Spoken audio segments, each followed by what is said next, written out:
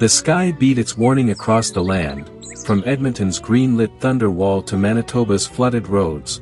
Tornado sirens rose like old prairie horns, and families watched gutters brim before the strike, yet lanterns of community glowed through the dark. Canada stood listening to the weather's restless decree. In Roblin the culverts failed and the roads went under. 50 towns and nations called their states of need. Volunteers hammered closure signs by hand. Whites held cottages sat knee-deep in lakewater, but neighbors ferried supplies across makeshift paths, and sang that rising water cannot drown rising will. Elgin Days unfurled its banners despite the storms. Children ran between booths like sparks in the wind. Farmers spoke of rain-soaked fields and stubborn hope, and fiddles carried across the concession roads. The South held its celebrations like a shield, joy as a harvest gathered in any weather. In Edmonton the storm came sudden and sideways. Festival crews shouted, "Save the equipment first." Tents buckled, lights flickered, streets ran silver. St. Albert watched the funnel clouds pace the horizon, yet by morning the stages stood again. The West knows how to rebuild a night.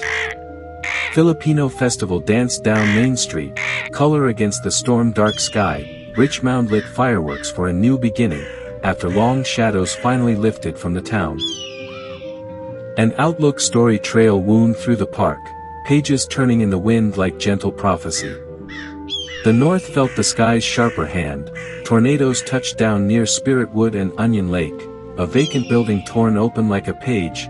Prince Albert went dark under the storm's cloak, but families gathered with lanterns and generators, and the night hummed with shared endurance.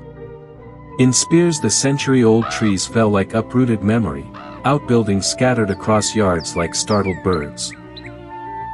Waldheim heard the omen, ears popping, water rising. Dundon counted its broken fences and grateful survivors, yet every town cleared branches together, the road between them becoming a braid of hands. So the stones rolled, gathering the week's truth, storms tore, festivals shone, roads washed out and were rebuilt, and every town, east, west, north, south, held its lantern high against the shifting sky, for Canada's future is not the weather's whim, but the chorus of communities singing through the storm.